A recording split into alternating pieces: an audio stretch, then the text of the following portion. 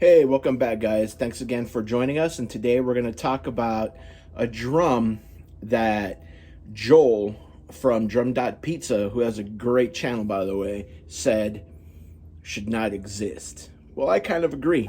This one is like the big brother of that snare. His was a 6 lug, mine is an 8 lug. All right, let's get to it. Okay, Ludwig Vistalites were first introduced in 1972 or 73 and were in production until 1983. The white Vistalites were introduced in 1975 and yanked in 1979 due to poor sales. I mean, if you wanted a Vistalite set, why would you want one that you can't see through, right? I guess that makes sense.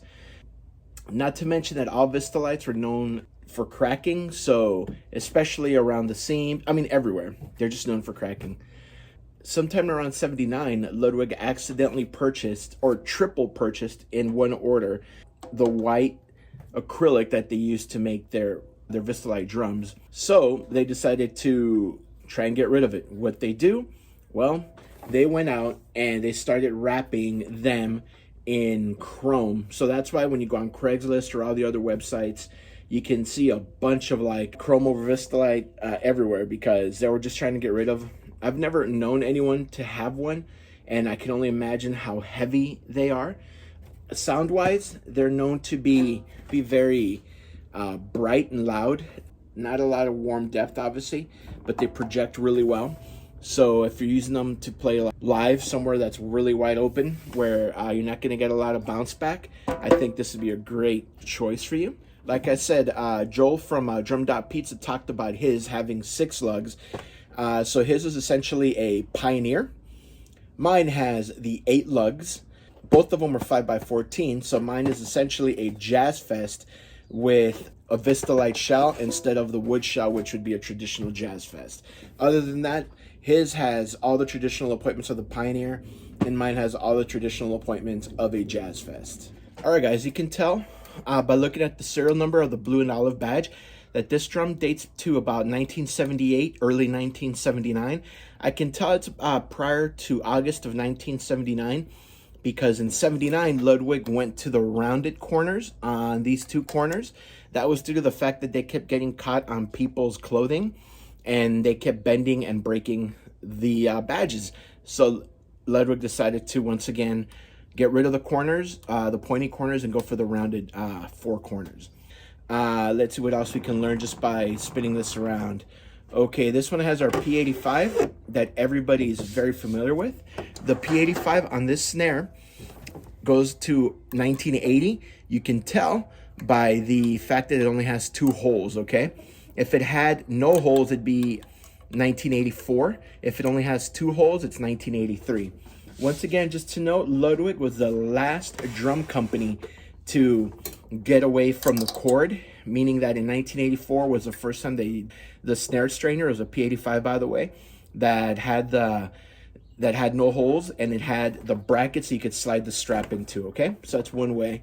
Then by looking at this, we can tell obviously that it has the chrome over steel hoops, it has the bow tie lugs, and it has the P32. Let's look at the P32, guys.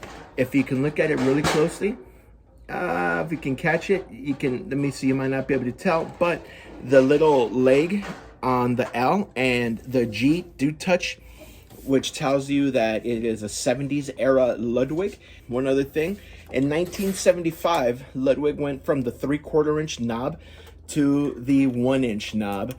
They also did the 3-hole system for a while. That was done in order to help these drums not crack by spreading some of the tension. Well, guess what, guys? It didn't work. So Ludwig went back to the 1. This one has a 3.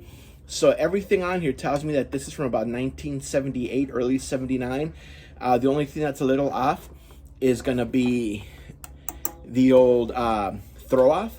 That could have been placed on there at a later date. Who knows? One of the other cool things that we can tell about this drum is that it is a 5x14.